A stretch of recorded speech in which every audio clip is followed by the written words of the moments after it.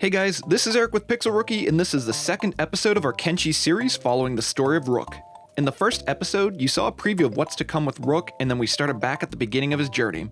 At the end of the first episode, he saved up enough cats to join the Shinobi Thieves Guild. This is where Rook really began his training. Rook anxiously entered the Thieves Guild tower. He knew there'd be a lot of opportunity in there. He soaked in the view of the ground level, and then he did what he thought any Shinobi thief would do. Go into stealth and start looting for treasure. It didn't take Rook long at all to realize this place was not a kind one to honest people. You had to break a few rules to survive. He successfully picked the lock on the nearby chest and found a small thieves backpack. This one was better suited for him since he didn't suffer penalties from wearing it. He equipped it and continued exploring the tower. Rook found a training area where he spent time honing his skills. He wanted to become strong and make a name for himself after all. He spent a full day training in the tower and decided it was time to leave and work on building his other skills. He grew bored of the long hours hacking at a training dummy. He was ready for other challenges. That's right, he spent more time mining until he had a full load of copper. He loaded everything into his bag and saw a way station on his map that was quite a ways away. He could sneak there with his load of copper, which would help him improve his stealth, strength, and athletic skills, despite it being an arduous journey. Rook began his travels there. He checked out the way station shop, but it didn't really have too much to offer him. Disappointed, he chose a different path. Rook had so many unexplored locations discovered from all the maps he looted that night in Squin, and he wanted to explore the entire world sometime to see all these places for himself. Looking over his map, he noticed a nearby city called Mongrel. He really didn't know about all the gray areas surrounding the city, but after reviewing the other locations on the map, he figured that'd be a good place to explore. He was traveling down the main road and crossed a Shek patrol. He kept his head down and continued on his way. He didn't want any trouble from the Shek. Rook didn't know much about the Shek other than they were fighters, and they definitely looked like strong warriors to him. That evening, he entered Vane. Rain cascaded down in sheets through the jungle. This almost felt refreshing to him after spending 10 days around the arid mountains where the hub is located. While traveling through Vane, he encountered a hive village. It was late at night and it looked like most of the villagers were sleeping, so Rook took this opportunity to, hone his skills. He picked the lock of a chest in a closed shop. Inside, he found skeleton armor repair kits and robotic components. He could tell that these were quite valuable, so he took as much as he could fit in his bag. He left some of his spare copper ore behind and took all the goods from the shop. Change of plans now. Rook could explore anytime he wanted to. For now, he was going to detour back to the hub so he could cash in on his new loot. Rook smiled to himself as he made his way.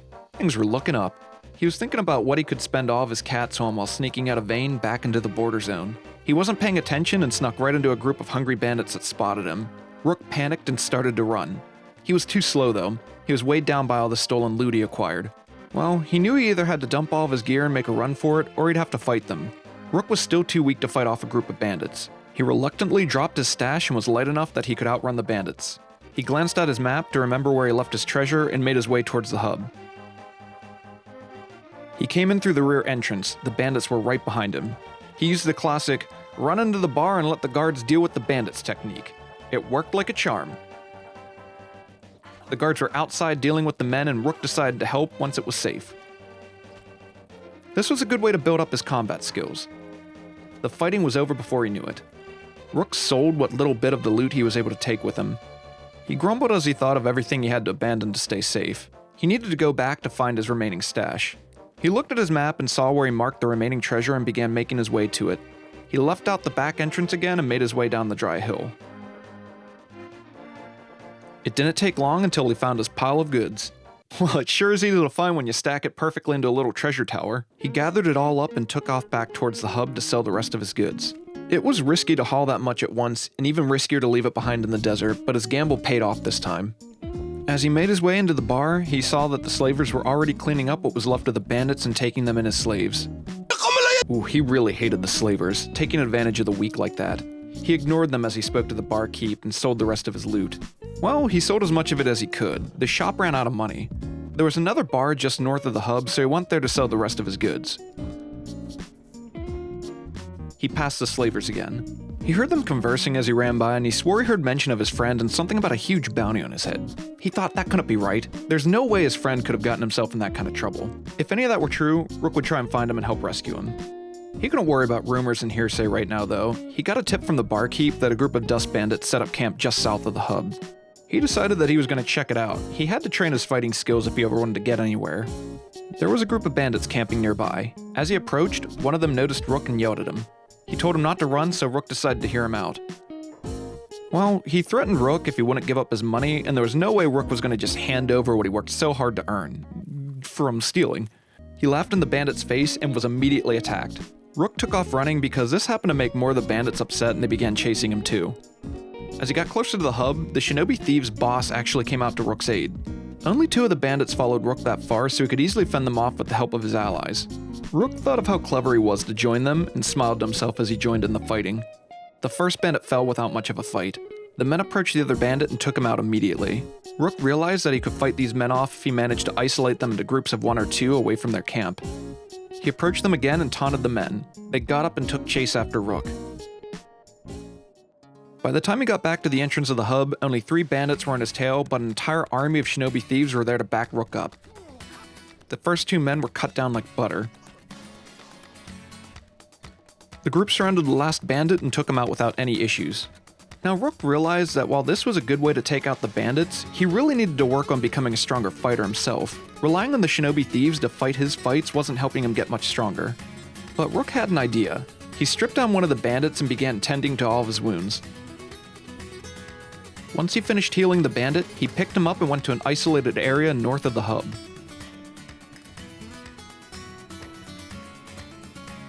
On his way there, they passed a group of starving bandits that hadn't noticed them. Rook set his new friend down and used the darkness as his cover while practicing sneaking up on men and taking them out silently. He crept up behind the men and successfully knocked one out. His first victim was a success. Well, that wasn't until the rest of the men turned and saw what Rook did and began to chase him down. They were nearby the small bar outside of the hub. Rook ran there and let the men come to him. With the help of the guards at the bar, they easily fought the men off. Rook was able to get some free shots in on the wounded men while the guards did all the hard work. He healed up after the fight and went back out to get his his friend. Now, where'd he go?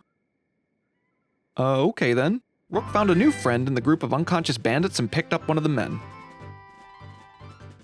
He took him outside of the bar and stripped him of his clothes and weapon. Rook bandaged him up and set him in a bed to rest. Before his new friend could wake up and run away, Rook scooped him back up and went a little ways down from the bar. He laid the bandit down and waited for him to wake up. As the bandit began to come to, Rook immediately started punching him before he was even up on his feet. It was training time, baby. Rook's new friend was going to spar with him, whether he liked it or not. After fighting for a while, Rook knocked him out cold. Well, he wasn't just going to stand there and wait for him to wake up, so he dug through his gear and laid out his sleeping bag. He set it up and laid his training buddy down to rest up. He immediately got up to his feet and they began fighting again. The fighting continued. Rook was going to focus on martial arts combat first and then focus on other areas after he trained more. Anytime he knocked his friend out, he would patch him up and let him recover in his sleeping bag. After training martial arts for a few days straight, it was time for them to use blunt weapons and start over again. He gave one to each of them and they continued fighting. The bandit knew if he tried to run, Rook would just catch up to him and beat him down, but he had to at least try. He attempted to knock Rook out and make an escape. Unfortunately for him, that never happened. Hot Dog sparred with this bandit for 6 days straight until he decided he would let him go. He bought assassin's rags from the Shinobi Thieves to help his stealth skills, and Rook was already a much more formidable fighter. His first order of business, finishing off what he started with the Dust Bandits camp. Rook knew he still wasn't strong enough to take them all on at once, so he got the attention of a few men and lured them away from the camp. He managed to isolate one of them and began to attack. He was faster with his katana and was able to completely hold his own one-on-one. After a few more swift blows, the bandit fell. He made his way to the others. He took down another one with ease and approached the third bandit. He didn't stand much of a chance either. Rook went to a small shack in the hub to rest up after suffering a lot of wounds. He healed up and continued to pick off the dust bandits one by one until they were completely wiped out. He was becoming more confident and skilled with the sword. He encountered an entire group of starving bandits again. This time, he fought instead of running. Rook never fought this many men at once before. They were weak, but he had to be careful not to make any mistakes and get blindsided. He carefully parried incoming attacks and tried to whittle the bandits down one by one.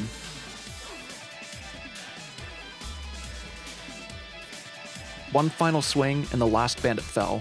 Rook was slightly injured after the fighting was over, but he still stood while the rest were laying in the dirt. Though he felt stronger, he still had a long ways to go and he wanted to get even more powerful. He went back to the way station near Squin and he learned that there was a tribe of Shek warriors called the Band of Bones nearby. These fighters were much stronger than regular bandits. Rook decided he would try to lure them away from their camp one by one and take them out. For the most part, this worked quite well. Rook was able to slowly beat them down. These guys were tough though, and Rook had his fair share of defeats.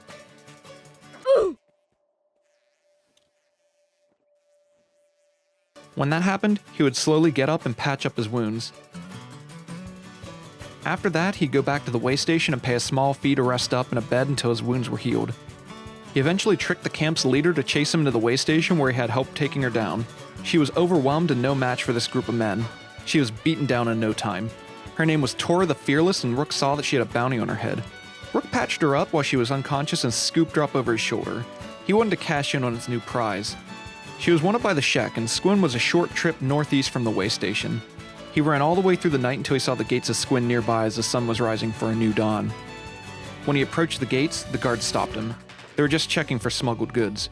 Rook didn't have anything incriminating on him, at the moment at least. They cleared him and he continued down the streets of Squin until he found the police station at the other side of the city.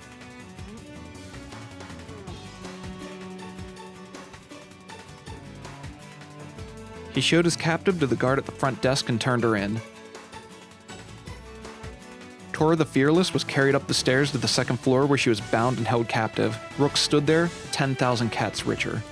He stood there counting his cats and thought he deserved to celebrate for collecting his first bounty. He went to the local weapon shop and spoke to the shopkeeper. Rook wanted to wield something bigger that hit harder. He bought a plank, which was considered a heavy weapon. He could see why.